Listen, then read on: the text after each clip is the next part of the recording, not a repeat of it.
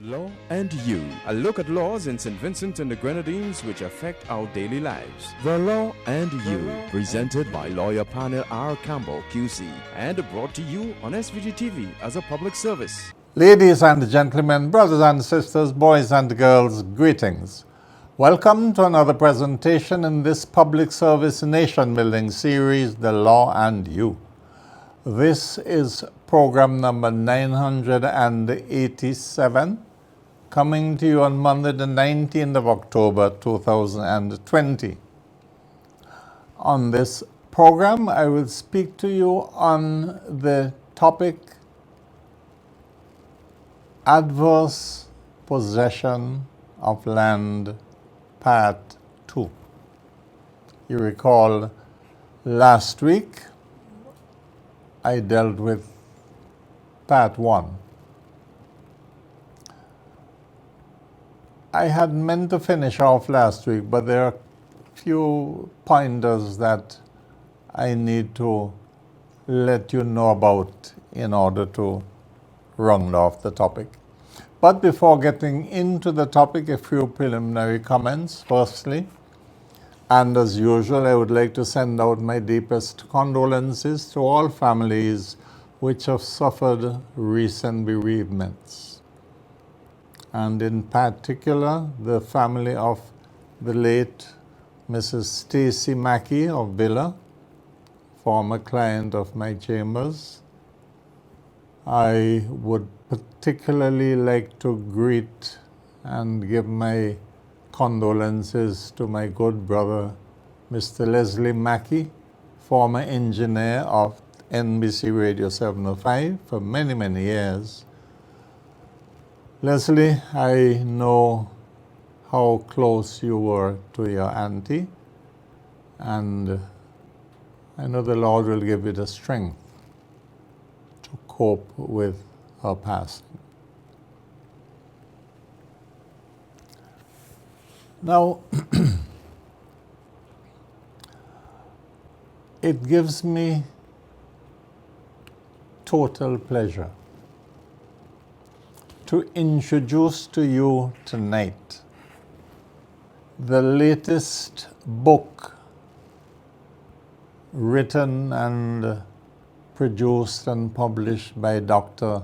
Sir Arthur Cecil Cyrus. You will recall that Dr. Cyrus has already produced 4 books previously. There was, first of all, a clinical and pathological atlas years ago, with all those pictures that the squeamish among us couldn't really bear to look at. And then in recent years, he gave us Dr. Grandad. He gave us A Harvest Richer Than Gold, and then he gave us A Dream Come True. This latest one, and he tells me it is his last, is called A Potpourri, the Swan Song of a Caribbean Surgeon. I don't know how well the camera can pick up, but this is what Dr. Cyrus's latest book looks like. Now, as I understand it from Dr. Cyrus, there will not be a formal launching the way that he had formal launches for the previous books, mainly because of the COVID situation. But this book is hot off the press, as hot as last week. I would be able to tell you next week, Davy, where in St. Vincent and the Grenadines it would be available for sale, and most likely in the local bookshops. But I'll get those details, because up to now the doc hasn't really got around to working out distribution lines and so forth. But this book is on Amazon. For those who are technologically inclined and have your electronic readers. You go on Amazon and you can purchase the book. I don't really know what the price has been on Amazon, but I can tell you that the edition I have in my hand, the paperback, Dr. Cyrus is practically giving this away for $50 each. When he told me what the price was, I said, Doc, $50? He said, yes, panel, you know how it is, $50. So for $50, my dear brothers and sisters, you would be able to get the final production of one of our finest intellects, clearly the most distinguished doctor that this country has produced. And when I talk about distinguished doctor, let me read you his qualifications. Some of them I don't even know what they stand for. KCMG, well, I know that's Knight Commander of St. Michael and St. George, because you recall that when Prince Philip and his wife were here a short while ago, he was knighted. Dr. Cyrus was physically knighted at the Prime Minister's residence. A lovely evening. CMG, Commander of St. Michael and St. George. OBE, MB, BCH, BAO, BSc, MCH, FRCS, then FRCSE, FACS, DO, and DOB, STRO, STRCOG, DSC. Those are his medical and civic distinctions. Now, you see that little village of Liu? Liu has produced arguably two of our most distinguished sons, both by the name of Cyrus. We have, first of all, Dr. Cecil Cyrus from Liu, and don't forget our master calypsonian Alston Beckett Cyrus. He is a close relative of Dr. Cyrus. In fact, I think he has to call him first or second cousin. So thank you, I should say, Liu, I thank you for all the things you have done for me, as Beckett would say. So thank you, Liu, for giving us Beckett Cyrus and giving us Dr. Cecil Cyrus. I say Dr. Cyrus, I really should say Sir Arthur, but that will come difficult. Yes. And he doesn't mind at all. So, Doc, I want to thank you on behalf of St. Vincent and the Grenadines for yet another literary masterpiece. Now, I have read this cover to cover. It took me 3 nights. It consists of a number of essays, one could call them. The word potpourri means a collection of unrelated items. Because having written the previous 4 books, well, let me put a clinical and pathological atlas by itself. The other 3, Dr. Grandad, Harvest Richer Than Gold, A Dream Come True, those were more autobiographical in that Dr. Cyrus gave us his life stories and many other accounts of his life and times in St. Vincent and Grenadines. And every serious Vincentian, every patriot ought to have at least one of Dr. Cyrus's book. And if you haven't got any of the previous four, well, I would strongly recommend you try and get a copy of this last one, a potpourri. I will give you the topics, and they're very short. The chapters in this book are very short and readable, no more than 3 or 4 pages for the most part. He begins with Latin names. Then his next essay is some literary compositions. Then a medley of thoughts. Then to youth, a code for living. Then the game of life. Then some of the other lectures delivered to and about youth. An essay on our plants, our resident animals, and I will read you a couple paragraphs on that one.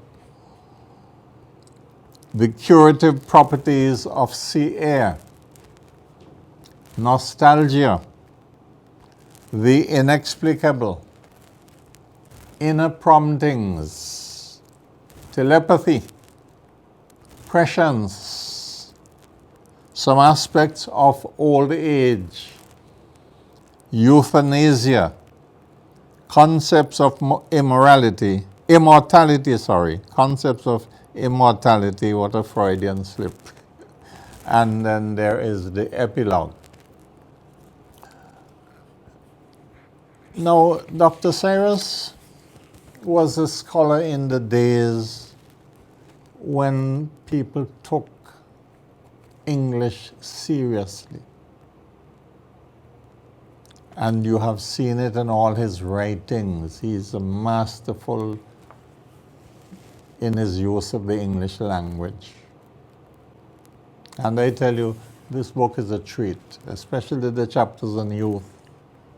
All young people listening to me should do well to get a copy of this book, and you, the older ones, if you want to give a present to somebody, an independence present or Christmas present, birthday present, buy them a copy of this book and give it to them. I have a practice whenever books are published by Vincentian authors, I like to buy a copy for each of my children, whether they be the poems of Blazer Williams, or the writings of Dr. Cyrus, or Dr. Edgar Adams, Dr. Fraser, a few of the political books.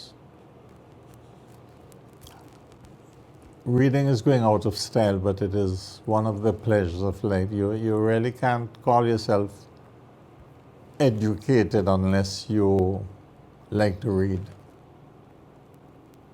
Hope I'm not being too harsh with that.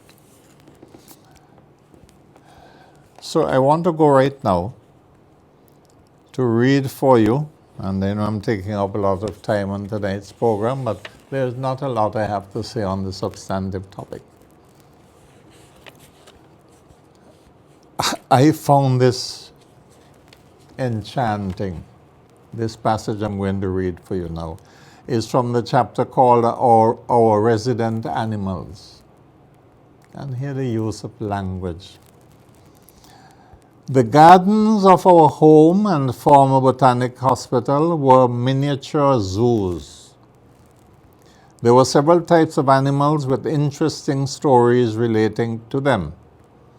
One Sunday morning, writes Dr. Cyrus, I visited our riverside through which a stream ran and beheld the most beautiful of sights.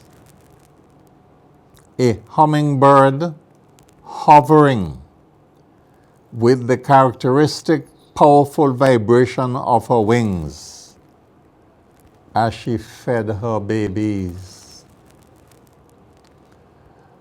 As I had not visited for several days, I was surprised to see this nest that must have been built in record time. As I approached, mother, worm in mouth, was upset at my intrusion and was galvanized into defending her babies and tried to attack me.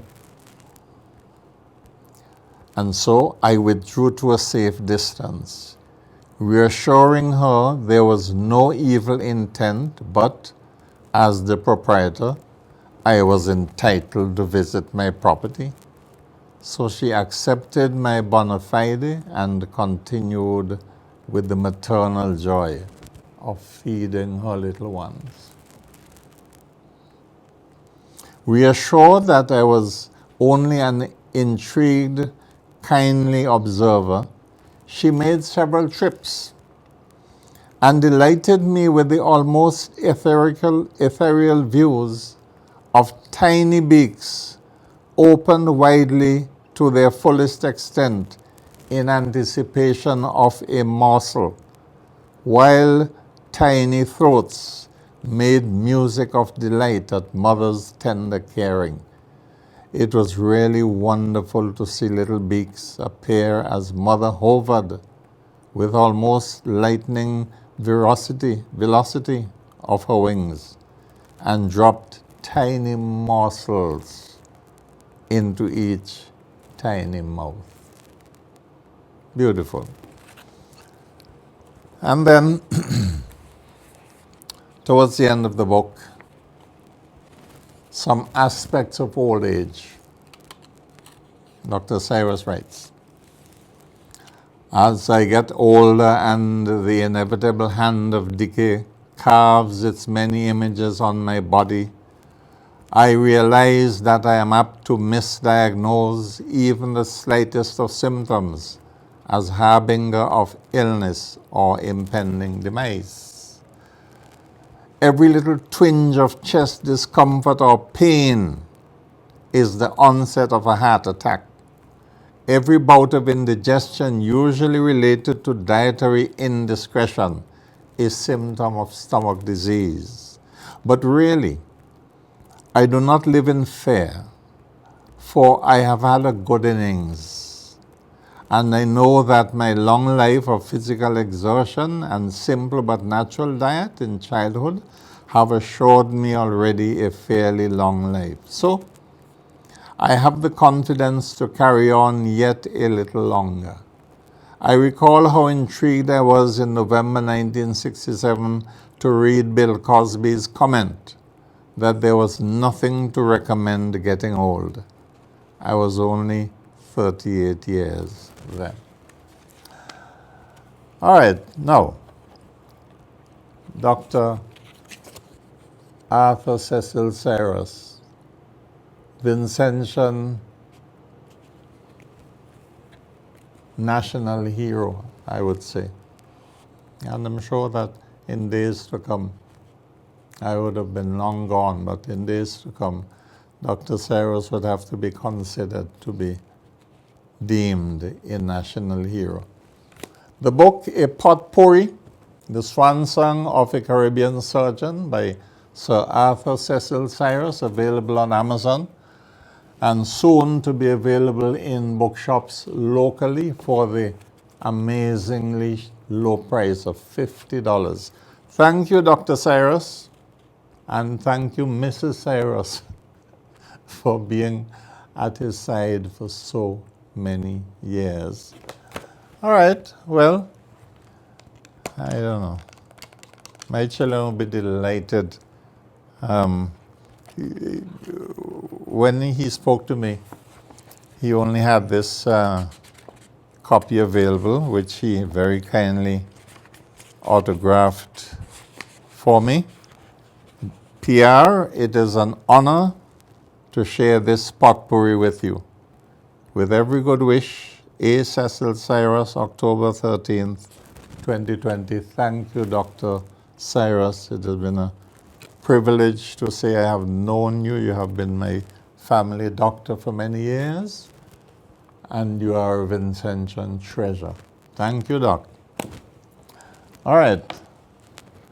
So in the remaining 8 minutes or so, let me finish up the topic, which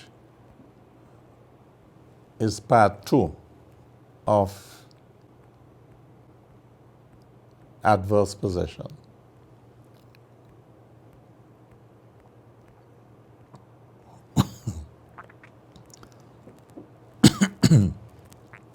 Sorry, water went down my wrong throat, as the old people would say. All right. Now, it dawned on me when I listened back to last week's presentation that I didn't get around telling you, sorry, that the 12-year limitation period, which constitutes the period for adverse possession of property, applies to private land. Doesn't apply to government land, which is called Crown lands.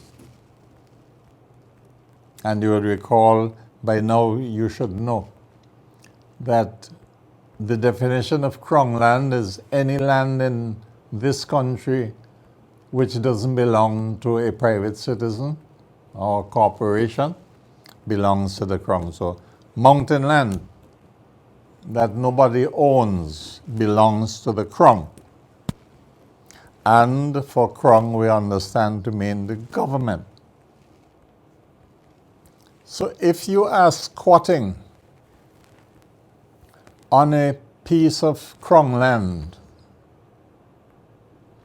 you cannot claim it and go and apply for a title deed through the Possessory Titles Act because you have been occupying it as adverse possessor for 12 years. You have to wait 30 years, 30 years, before you can claim adverse possession of Crown lands. And if you remember nothing else from tonight's program, remember that. It's 12 years when it is private property that you are claiming adverse possession on, but 30 years if it's Crown land.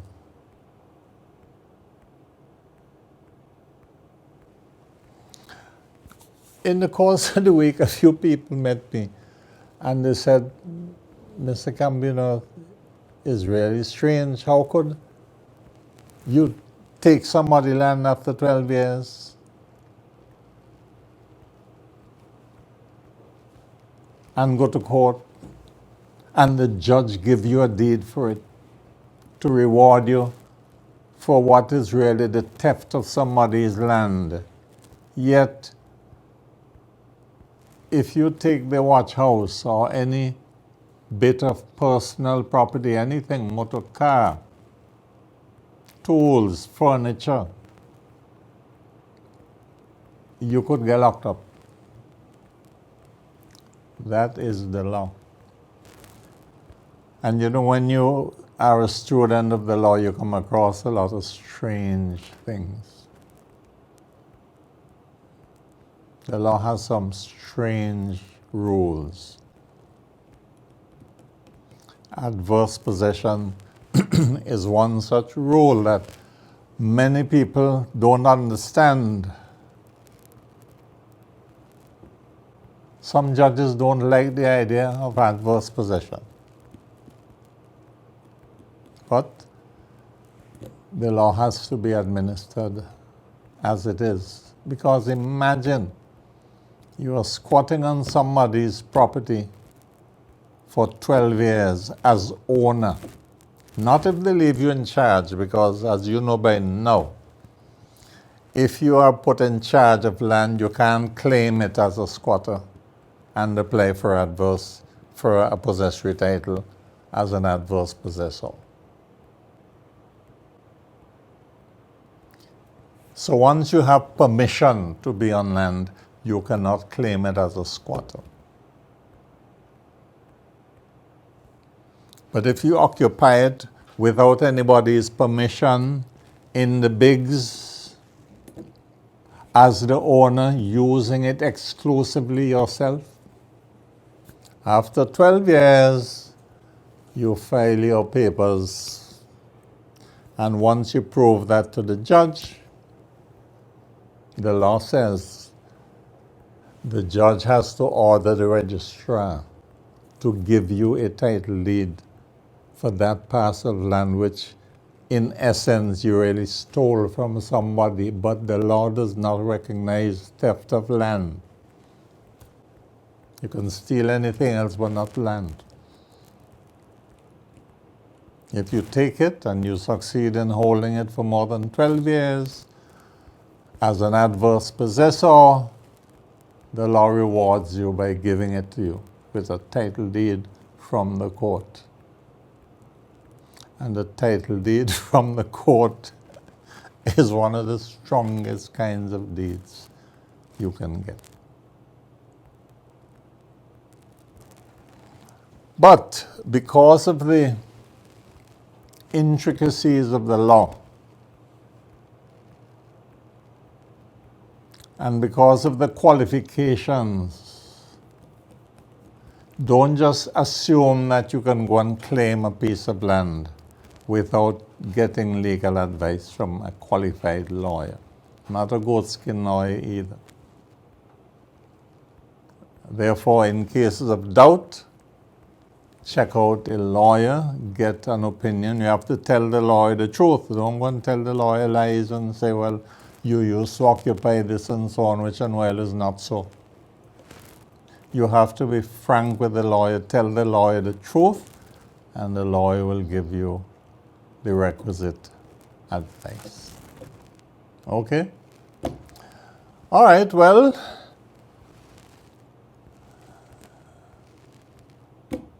that is it for this topic, adverse possession. Don't hope to return to this topic for quite a little while. So until next Monday, Divi, here's wishing you a pleasant week, ladies and gentlemen, brothers and sisters, boys and girls, and may the good Lord continue to bless us all.